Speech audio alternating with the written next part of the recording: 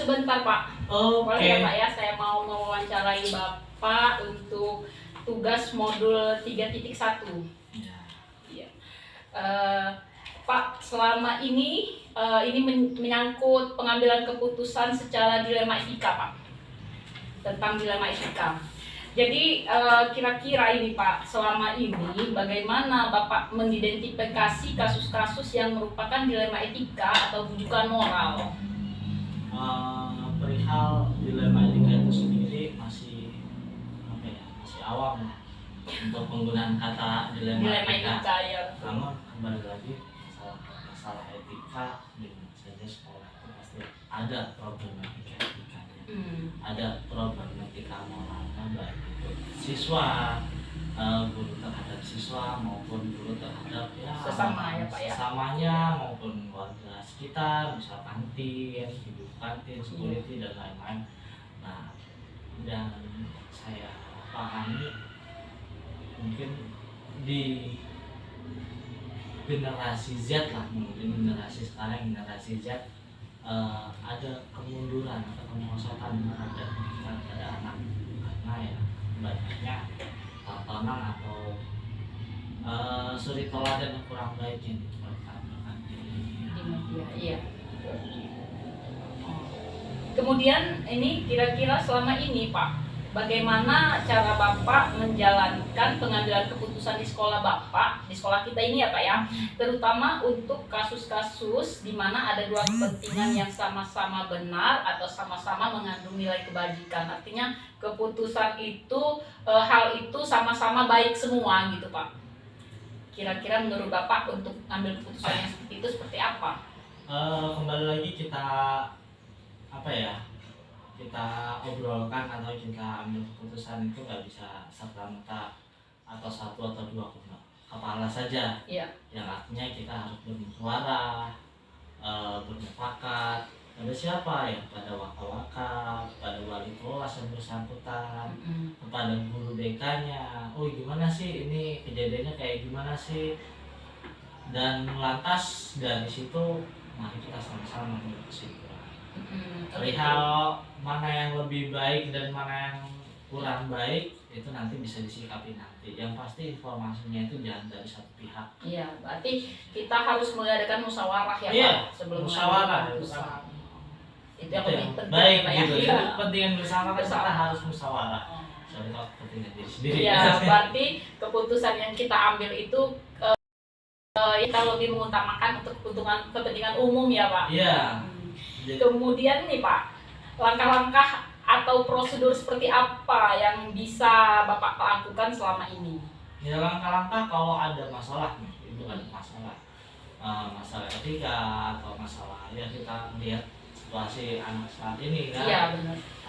Yang pertama kita kumpulkan satu maka siswanya, kedua BK-nya, ketiga kemungkinan misal ada kelas yang bersangkutan ada wali kelasnya. Nah dari mereka kita diskusikan bagaimana pemecahan masalahnya, dan ketika sudah dikonfirmasi atau dikondisikan, baru nanti kita bisa atur. Oh ini harus kayak gini Pak, oh ini harus kayak gini Pak, ambil keputusannya, baru kita bisa menyepakati bersama keputusan tersebut. Jadi kalau misalnya ada sebuah keputusan disepakati bersama, otomatis ke semua pihak akan menjaga keputusan itu akan berbicara. Iya betul. Sama juga nggak saling menyalahkan ya, nanti di kemudian hari ya Pak ya. Itu semua keputusan kepala sekolah. Kepala sekolah, istilahnya nanti dikatakan kepala sekolah yang otoriter. Ya, jadi kan kalau misalnya ada wakanya di situ, ada wali kelas, ada guru BK-nya yang terlibat. Jadi mereka akan sama-sama menjaga keputusan itu tetap berjalan dengan baik, betul. Kemudian nih Pak, hal-hal apa saja yang selama ini Bapak anggap efektif dalam pengambilan keputusan pada kasus-kasus dilema etika ini Pak? Kalau hal-hal yang efektif ya kita harus tadi biar efektif keputusan tersebut bersama-sama. Hmm. Contoh, misal sekarang kalau zaman dulu kan baju Jangan dulu sampai sekarang sih masih Bagus, anak Pak. tidak berpakaian rapi, itu kan salah satu kemunduran etika, dimana mencontohkan kalau anak sekolah bajunya amburadul, berantakan, tidak dikeluarin, tidak pakai tali pinggang dan lain sebagainya. Nah kalau misalnya cuma kepala sekolah yang menegur, itu kan ada kepala sekolah lewat pakai masukin bajunya. Iya. Jadi kan cuma berkesan cuma satu orang Iya. yang menjaga itu semua. Tapi kalau semua guru diajarkan dan diajak bersama-sama, ayo kita jaga kayak gini. Nah otomatis anak itu tidak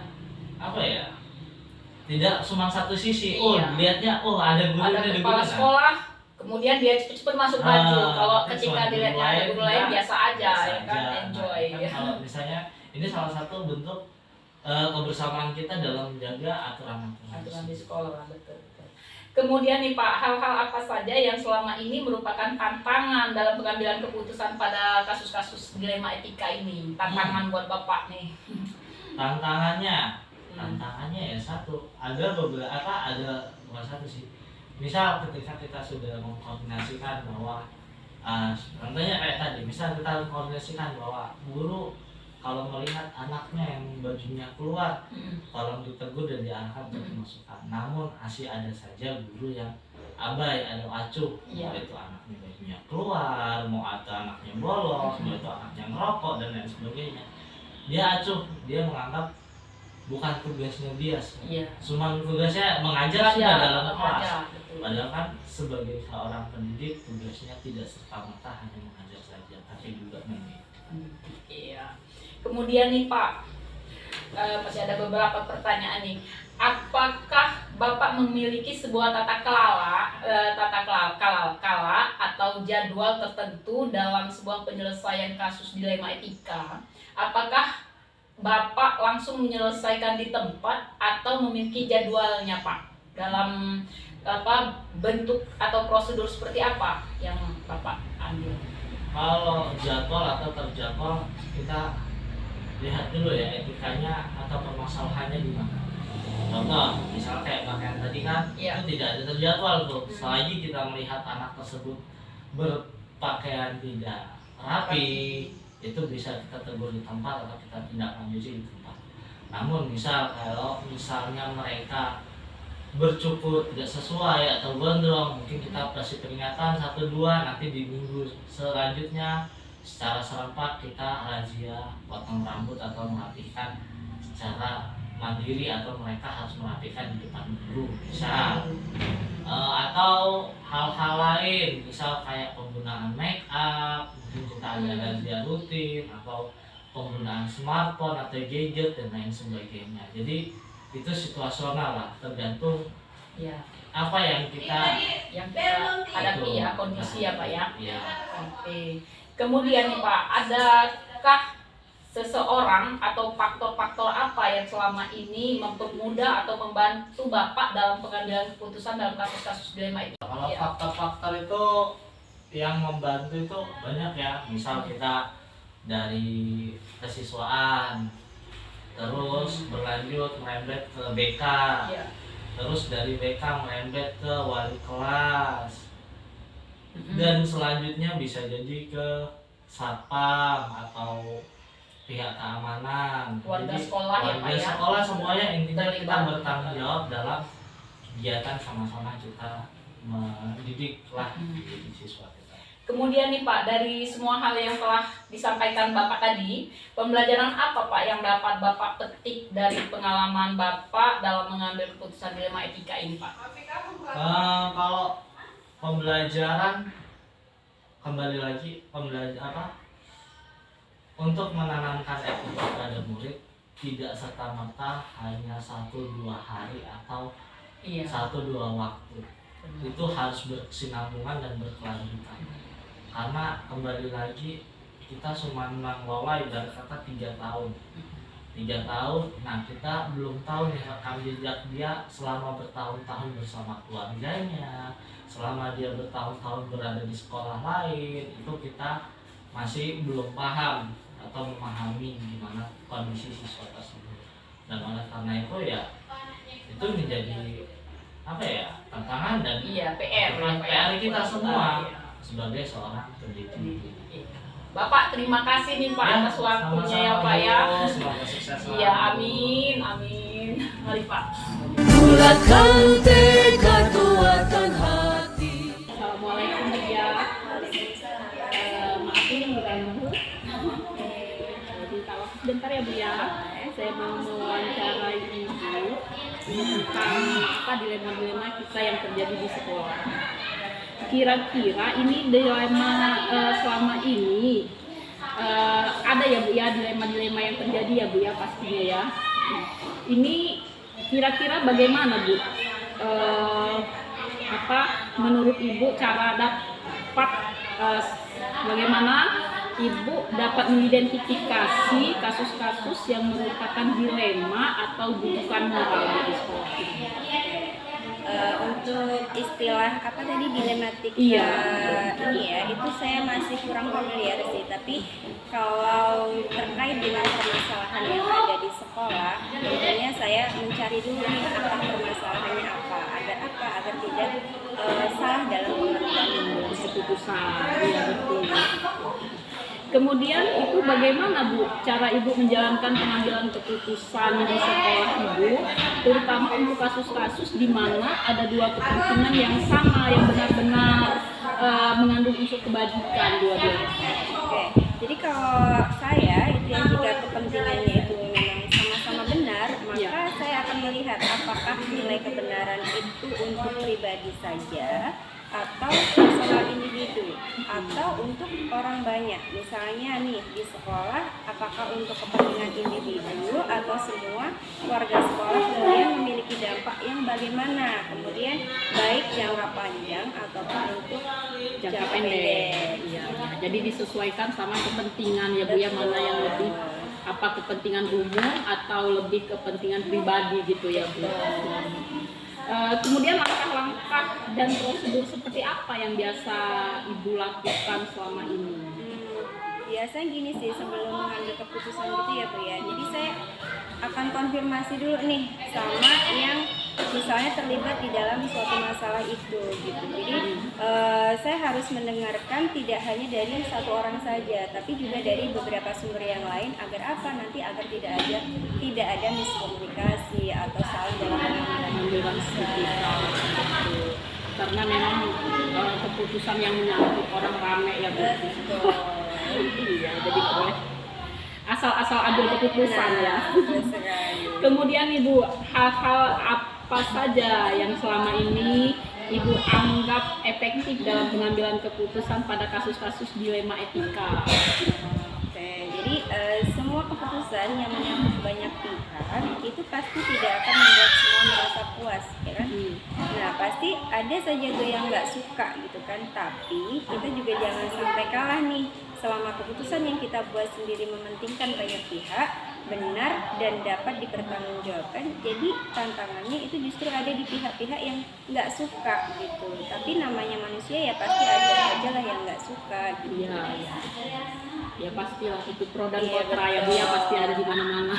Sekalipun kita sudah berbuat baik menurut kita, belum tentu menurut orang lain. Iya.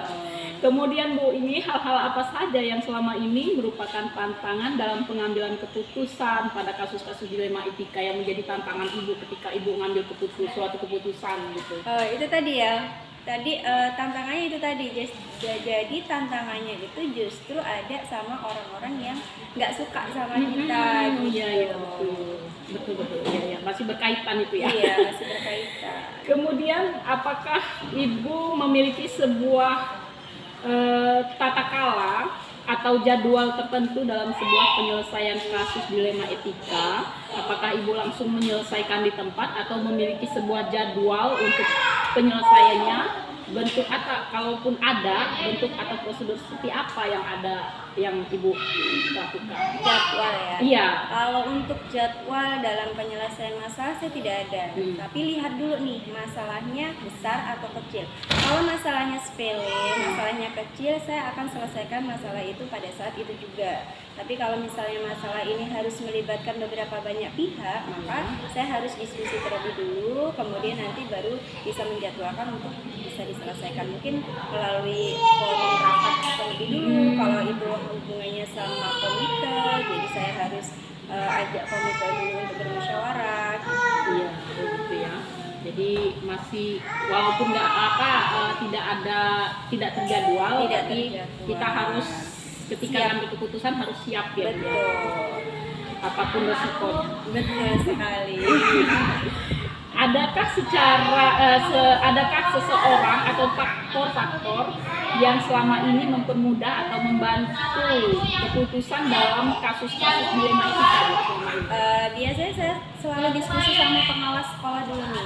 Kalau misalnya itu berkaitan dengan siswa, ya wali murid, gitu, saya selalu diskusi sama pengawas sekolah. Terus kemudian nanti biasanya juga ada komite. Ya. Jadi masih ketika keputusan yang diambil secara untuk bersama untuk pernikahan orang ramai, berarti kita harus masih tetap mengadakan musyawarah. Betul. Ya. Selain itu juga biasanya sama dewan guru juga sih. Dewan guru juga saya selalu libatkan. Jadi benar-benar musyawarah itu ditegakkan. Ya. Dari semua hal yang telah disampaikan ini Bu, pembelajaran apa yang dapat Ibu petik dari pengalaman Ibu dalam mengambil sebuah keputusan dilema etika? Pelajarannya adalah kita dalam mengambil keputusan itu tidak boleh terburu-buru. Jadi kita harus hati-hati. Kita benar-benar bisa melihat masalah itu mana yang harus segera diselesaikan, kemudian masalah mana yang harus ini butuh diskusi. Jadi semua pihak itu harus kita libatkan. Agar apa? Agar semuanya tahu, karena sekolah itu kan lembaga ya. Jadi ketika lembaga itu di situ ada kepala sekolah, ada dewan guru, terus kemudian juga ada pengawas sekolah, ada komite sekolah. Jadi semua pihak itu kita libatkan agar mereka juga menjadi saksi dari sebuah masalah. Iya, benar-benar Bu, benar-benar seorang pemimpin. Artinya begini Bu, ketika kita menjadi seorang pemimpin kita nggak boleh bersifat otoriter istilahnya ya. Benar-benar Ibu seorang pemimpin. Semoga sekolah ini bisa lebih maju lagi ke depannya ya Bu ya. Terima kasih nih Bu atas waktunya. Guru penggerak majukan pendidikan.